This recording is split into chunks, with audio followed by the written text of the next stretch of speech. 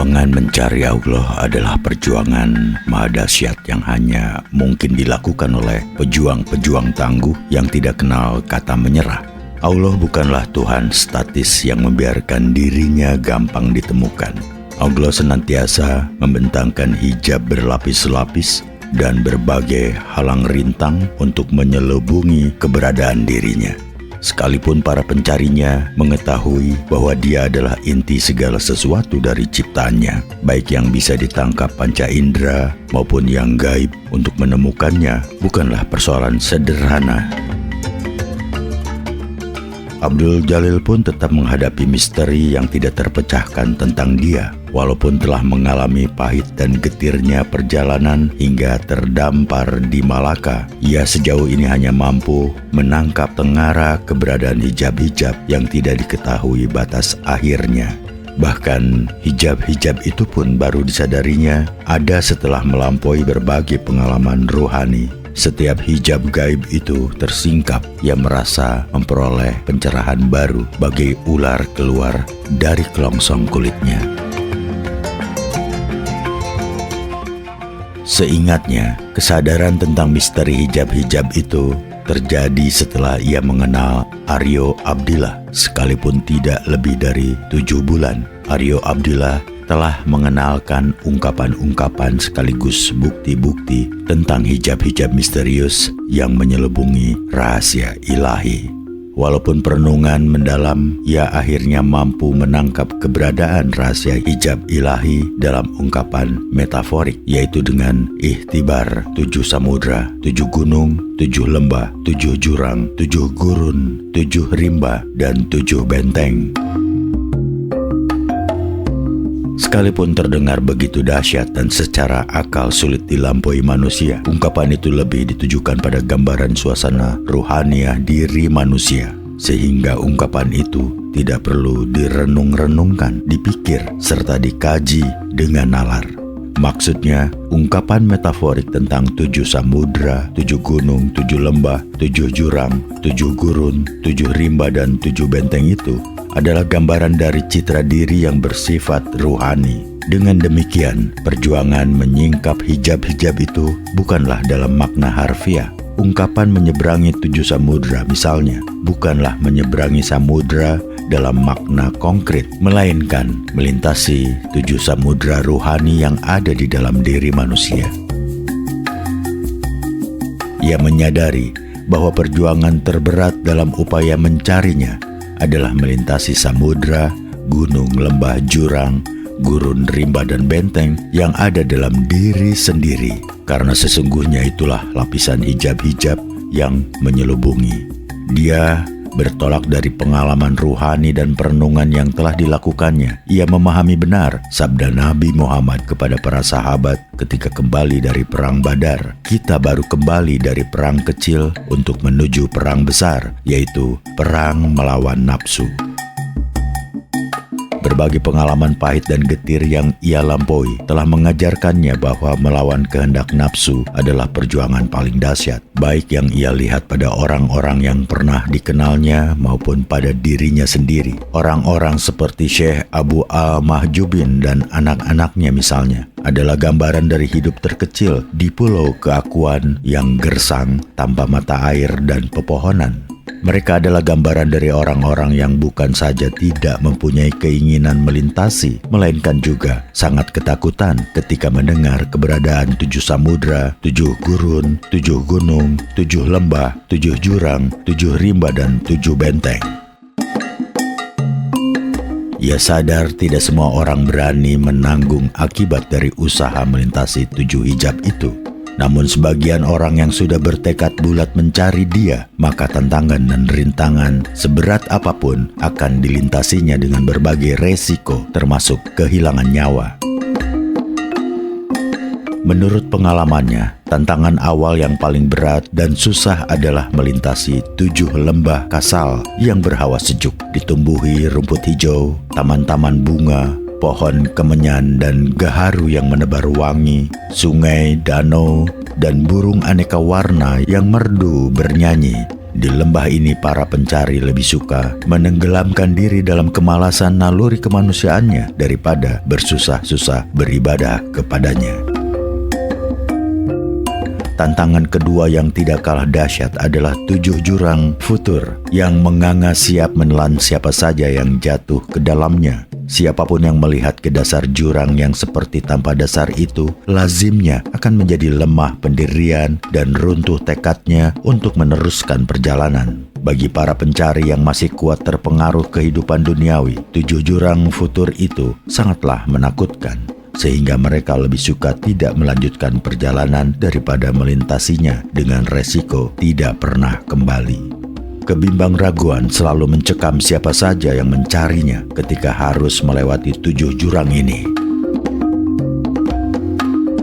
Tantangan ketiga yang juga dahsyat dan butuh perjuangan khusus adalah 7 gurun malal berupa hamparan pasir dan bebatuan yang membosankan. Di tengah perjalanan para pencari sering dirayapi rasa bosan. Mereka enggan melanjutkan perjalanan padahal tujuan masih jauh. Tidak sedikit yang kemudian menggerutu, "Saya sudah berjalan sangat jauh dan mengulang-ulang ibadah yang itu-itu juga, namun tujuan saya tetap tidak tercapai."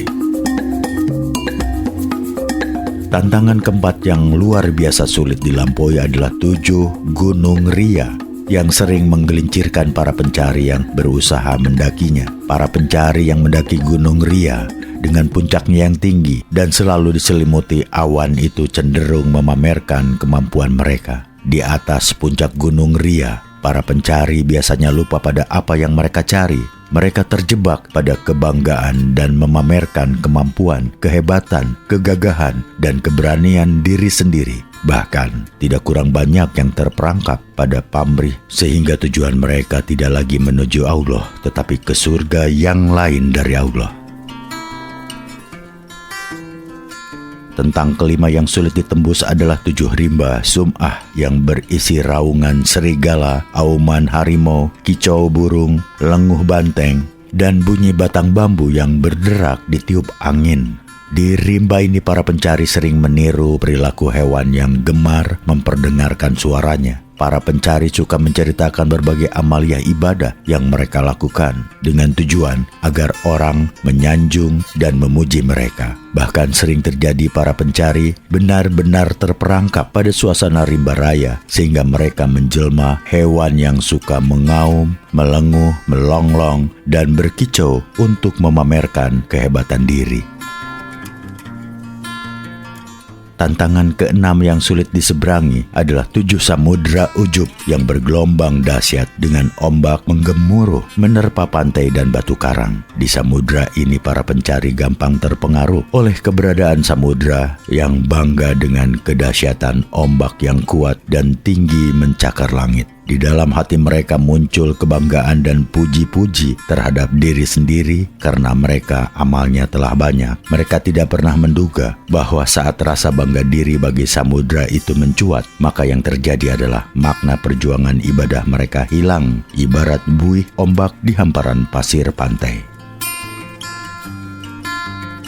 Tantangan ketujuh yang sulit ditaklukkan adalah 7 benteng Hajbun yang berdinding tinggi dengan tembok kokoh berukir dan berhiasan indah. Benteng-benteng itu dihuni oleh warga yang hidup dalam kemakmuran dan kelimpahan rezeki. Para pencari yang melintasi ke-7 benteng ini biasanya terpesona oleh keindahan arsitektur dan kemakmuran para penghuninya. Para pencari yang terpesona ini tidak jarang terjebak mengaku bahwa benteng-benteng itu adalah miliknya dan merekalah yang membangunnya. Para pencari yang demikian tidak menyadari bahwa saat mereka mengakui keindahan amaliyah ibadahnya, maka saat itu pula benteng-benteng itu menjadi pasir yang luruh tertiup angin.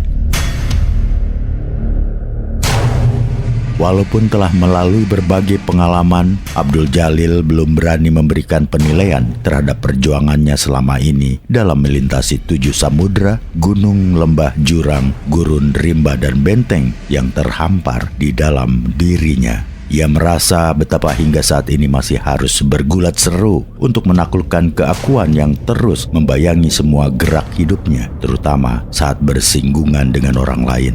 Ia masih sering jengkel dan marah kepada diri sendiri karena tanpa sadar ia acap kali terperosok ke rimba sum'ah, menceritakan segala amaliah ibadah yang telah dilakukannya dengan secuil maksud agar dirinya dipuji. Dengan menumpang kapal dagang milik saudagar keturunan Arab Melayu bernama Ahmad Mubasaroh At-Tawalud, Abdul Jalil pergi menuju kota pelabuhan Basrah untuk kemudian melanjutkan perjalanan ke Baghdad. Menurut pembicaraan sejumlah orang yang dikenal di Malaka, ia memperoleh kabar bahwa di Basrah dan Baghdad terdapat banyak ulama masyhur yang memiliki kedalaman ilmu ruhani, bahkan diantaranya terdapat wali-wali keramat. Berangkat dan kehausan akan ilmu-ilmu yang berkaitan dengan jalan mencari Tuhan, maka ia akhirnya memutuskan untuk meninggalkan Malaka.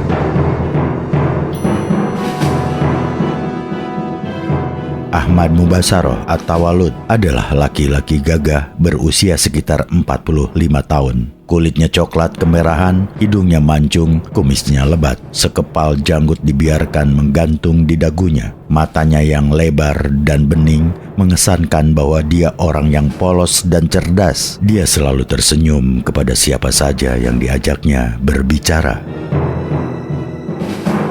Sejak pertama kali berkenalan dengan Abdul Jalil, Ahmad Mubasaroh At-Tawalud sudah menaruh simpati. Dia yang sudah memiliki pengalaman puluhan tahun sebagai saudagar menangkap semacam kepolosan dan kejujuran, bahkan kenaifan Abdul Jalil dalam berniaga. Itu sebabnya di sela-sela waktu senggangnya berniaga, dia menyempatkan diri berbincang-bincang tentang berbagai hal dengan Abdul Jalil. Lantaran itu, mereka berdua menjadi akrab.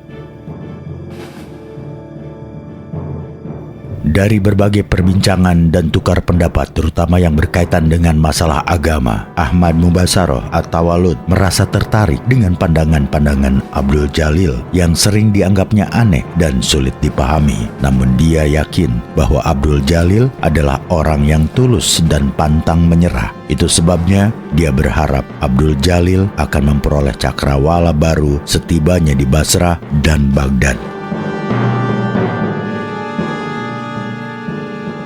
Di sepanjang perjalanan, Abdul Jalil berbincang tentang perniagaan, saudagar-saudagar nakal, pelabuhan-pelabuhan besar, agama, ulama-ulama besar di Basrah dan Baghdad, bahkan tentang hal-hal yang bersifat pribadi seperti nama diri. Abdul Jalil mengaku sejak awal berkenalan, ia sudah sangat tertarik dengan nama Ahmad Mubasaroh At-Tawalud. Nama itu menurutnya seperti tidak lazim digunakan orang. Selama ini saya merasa tidak pantas menanyakan soal nama Tuan. Namun sekarang saya beranikan diri karena tidak dapat lagi menahan rasa ingin tahu saya. Ahmad Mubasaroh At-Tawalud sambil tersenyum menjelaskan bahwa nama itu pemberian kakeknya, Syekh Ahmad Tauhid Al-Af'al bin Abdul Mughdi Al-Baghdadi, yang lazim disebut Syekh Abdul Mubdi Al-Baghdadi. Kakeknya merupakan guru ruhani yang tinggal di pinggiran kota Baghdad. Sekalipun bukan ulama termasyhur, ia memiliki cukup banyak pengikut. Sampai sekarang, makam beliau masih banyak diziarahi. Nama beliau Ahmad Tauhid Al-Af'al Abdul Mughdi Al-Baghdadi, kata Abdul Jalil penasaran. Aneh juga kedengarannya, namun rasanya nama kakek Tuan berkaitan dengan nama Tuan. Benarlah apa yang Tuan katakan itu, kata Ahmad At-Tawalud. Nama saya memang berkaitan dengan nama kakek saya. Saat usia saya 40 tahun, ia menjelaskan arti nama saya sekaligus kaitannya dengan namanya. Apa nama Tuan dan nama kakek Tuan berkaitan dengan pengesaan Allah, Tauhid? Tepat begitu, Tuan Abdul Jalil. Menurut kakek, nama beliau mengandung makna keesaan Af'al Allah. Maksudnya, segala sesuatu yang terjadi di alam semesta ini pada hakikatnya adalah Af'al atau perbuatan Allah. Berbagai hal yang dinilai baik maupun buruk pada hakikatnya adalah dari Allah. Jadi keliru dan sesat pandangan yang mengatakan bahwa yang baik dari Allah dan yang buruk dari selain Allah. Jelasnya, makna keesaan af'al Allah pada nama kakek dijabarkan di dalam namaku, yaitu mubasaroh atau terpadu dan atawalud atau terlahir.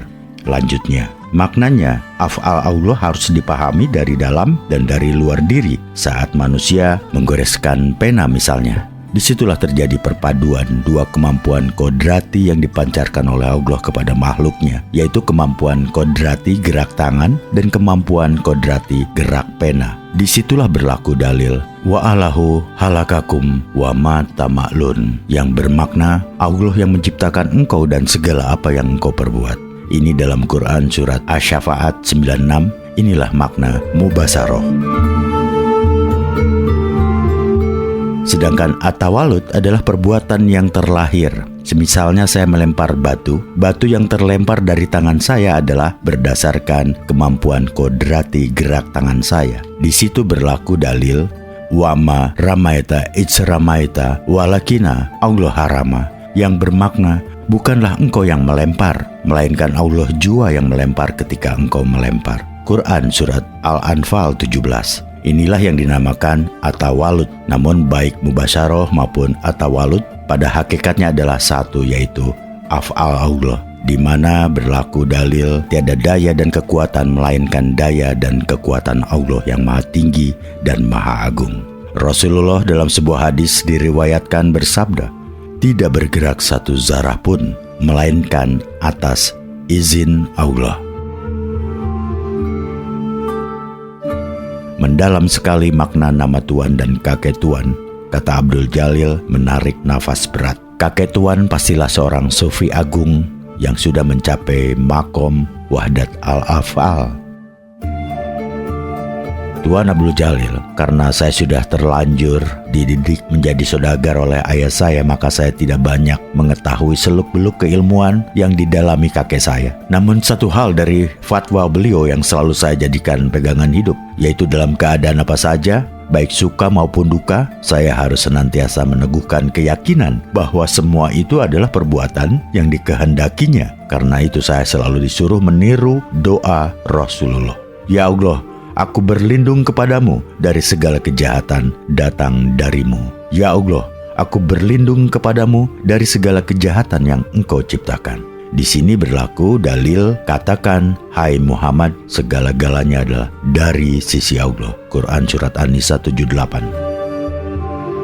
Perbincangan dengan Ahmad Atawalud telah menambah cakrawala baru bagi pemahaman Abdul Jalil terhadap keesaan af'al Allah. Perasaan dan akal budinya menerima secara utuh kebenaran yang terungkap dari perbincangan itu, yaitu setiap gerak dari segala peristiwa tergelar di alam semesta, baik yang terlihat maupun yang tidak terlihat, pada hakikatnya adalah af'al Allah.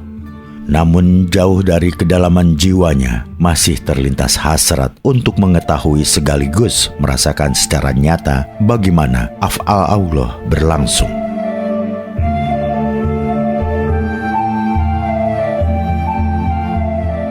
Langit hitam dipenuhi sejuta bintang bertaburan laksana permata ketika Abdul Jalil duduk di anjungan mendengarkan debur ombak menghantam lambung kapal dan desau angin menerpa layar. Ia merenungkan berbagai hal sehubungan dengan perbincangannya bersama Ahmad Atawalud, bagaimana ular keluar dari kelongsong kulitnya. Demikianlah ia mengalami kesadaran baru, menguak hijab gaib ilahi dalam kaitan dengan nama-nama. Entah bagaimana awalnya, tiba-tiba saja Abdul Jalil merasakan kesadaran baru menyingsing dari cakrawala jiwanya saat merenungkan keberadaan langit, bintang gemintang, laut, kapal, layar, perbincangan dengan Ahmad Atawalud, Bandar Malaka, Palembang, Caruban, Pakuan, orang-orang yang dikenalnya, dan dirinya sendiri.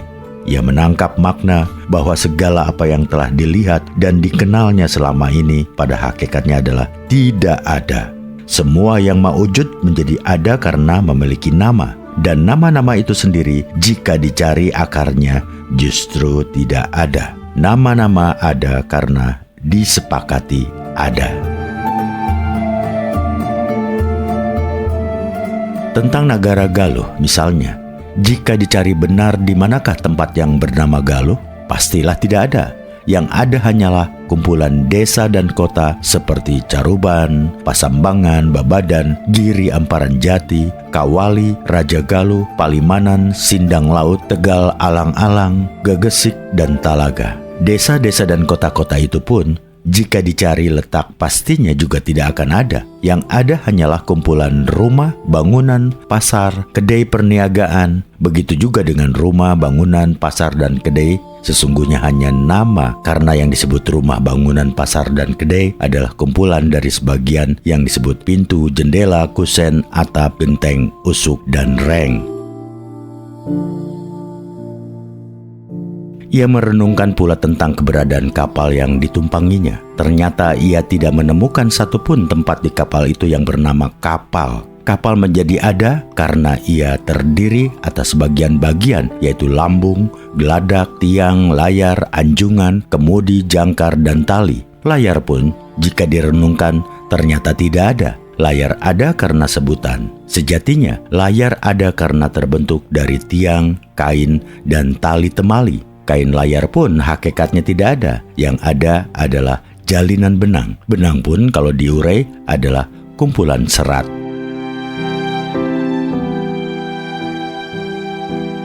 Ia kemudian merenungkan keberadaan dirinya, seorang manusia yang disebut dengan nama Abdul Jalil.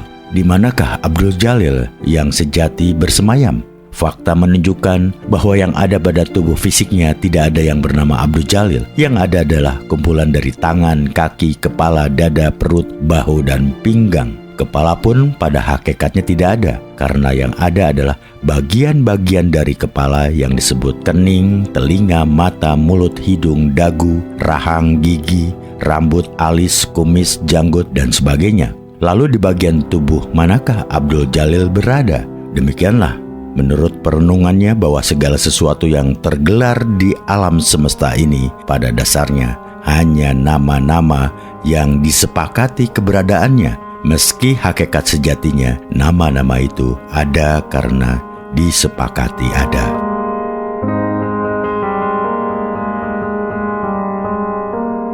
Tiba-tiba ia teringat ucapan Aryo Abdillah yang selama ini masih sulit dipahaminya. Jika engkau melihat dengan matamu dan kemudian engkau melihat dengan mata hatimu, maka segala nama, apapun jua pada hakikatnya akan kembali kepada sumbernya yang satu, yaitu Dia yang wujud dari segala yang mawujud. Dia inti dari segala nama. Mengingat ucapan Aryo Abdillah, ada kilatan di kalbu yang langsung menyambar benaknya. Kilatan ini adalah kilatan gambaran dari munculnya nama Az-Zohir dari wujud. Abdul Jalil tersentak. Apakah segala sesuatu yang tergelar di alam semesta yang dapat dilihat dengan mata indrawi adalah pengejawantahan dari Az-Zohir?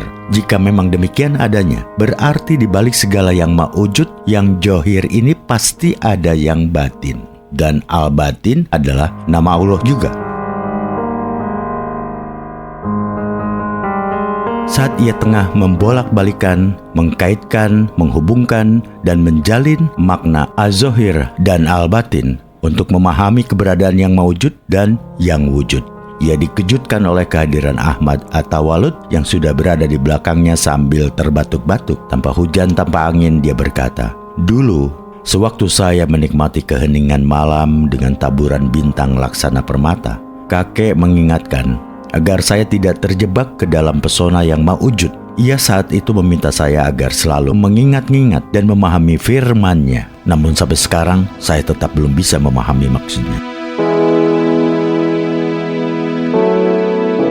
Mendengar ucapan Ahmad At-Tawalud, Abdul Jalil merasakan hijab yang menyelubungi kesadarannya tersingkap lebar. Ia menangkap kebenaran di dalam Az-Zohir dan Al-Batin dalam kaitan dengan keberadaan segala ciptaan. Dia adalah segala kenyataan dari segala sesuatu yang tersembunyi. Dan bersama itu pula, rasa ingin tahunya tentang Syekh Abdul Mubdi Al-Baghdadi semakin kuat. Apakah kakek Tuan mencatat pelajaran-pelajaran rohani yang diberikannya? Ataukah beliau memiliki murid-murid pengganti? Ia ada mencatat beberapa ajaran yang tidak saya mengerti, kata Ahmad At-Tawalud. Namun sejumlah buku tulisan para sufi termasyhur yang dimiliki kakek sampai sekarang masih saya simpan dengan baik. Soal murid-murid kakek, satupun saya tidak ada yang simpati. Mereka saling berebut jabatan mursyid. Mereka saling mengaku bahwa merekalah pewaris rohani kakek. Tapi saya tidak tahu persis, hati mereka jahat dan pikiran mereka penuh pamrih duniawi. Jika Tuhan berkenan, saya ingin sekali mempelajari kitab-kitab peninggalan kakek Tuan. Saya yakin kitab-kitab itu adalah hasanah perbendaharaan yang tidak ternilai. Abdul Jalil memohon. Tapi Tuan Abdul Jalil, kitab-kitab itu adalah kitab-kitab besar yang tidak sembarang orang bisa mempelajarinya. Apakah Tuan bisa membaca dan memahami isinya? Saya sendiri setelah membuka beberapa bagian sudah merasa tidak sanggup melanjutkan.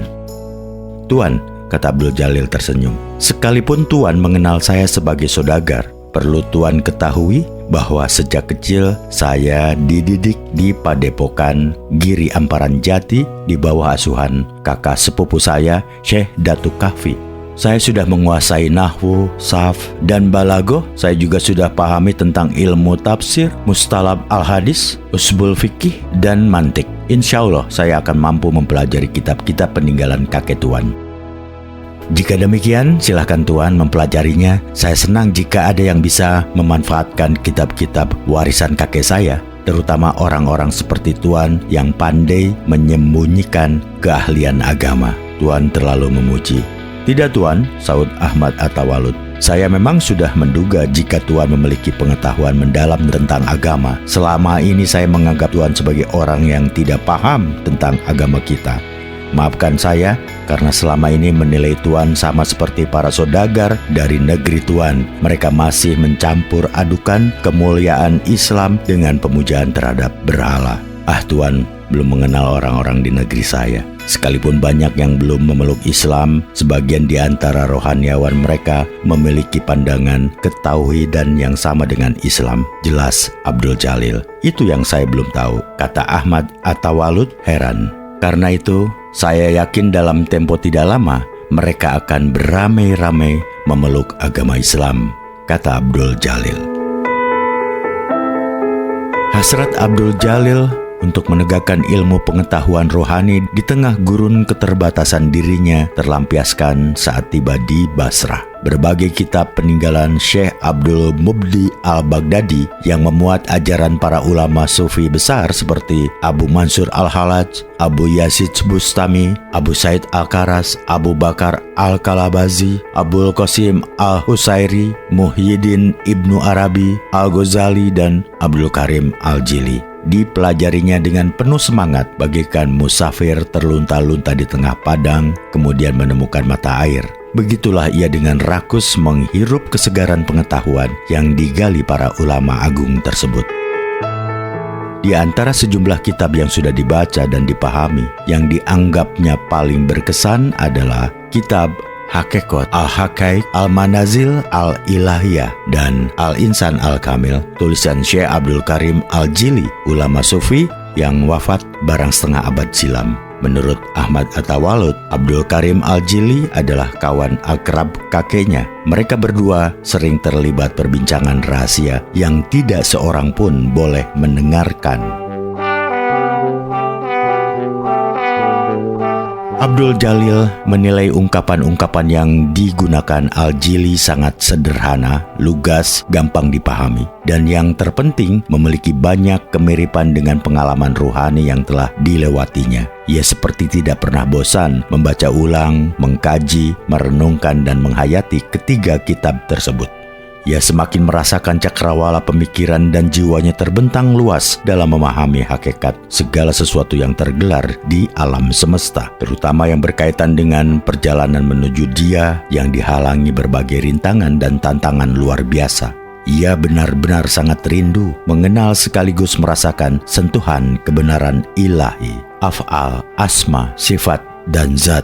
Getaran kerinduan yang makin mencekam jiwa itu ternyata membawanya ke sebuah pengalaman baru. Hal itu dialaminya setelah ia tinggal lebih dari sebulan di rumah Ahmad At-Tawalud. Ketika pertama kali datang ke Basrah, Abdul Jalil diperkenalkan dengan Ibunda Ahmad Atawalut yang bernama Siti Failairun, seorang perempuan Melayu berusia sekitar 65 tahun. Perempuan setengah baya yang ramah itu menyambut kehadiran Abdul Jalil dengan penuh sukacita. Dia senang bertemu dengan orang sebangsanya yang bisa diajak berbicara tentang berbagai hal, terutama tentang negeri Malaka dan Jawa. Mereka sudah bertahun-tahun menjadi warga kota Basrah. Ibunda Ahmad Atawalut belum paham benar dengan bahasa Arab yang digunakan di sana. Itu sebabnya dalam pergaulan sehari-hari dia hanya bisa berkomunikasi dengan suami, anak-anak, dan cucu-cucunya yang mengerti bahasa Melayu. Ayahanda Ahmad Atawalut bernama Abu Amar Al-Hisi. Ia berusia sekitar 70 tahun. Ia menyambut pula kehadiran Abdul Jalil di rumahnya dengan penuh keramahan. Ia merasa senang jika Abdul Jalil bersedia mendengarkan cerita-cerita masa mudanya. Semangat hidupnya seakan muncul kembali ketika menuturkan kisah kegagahannya mengarungi samudra dan singgah di berbagai negeri di masa silam.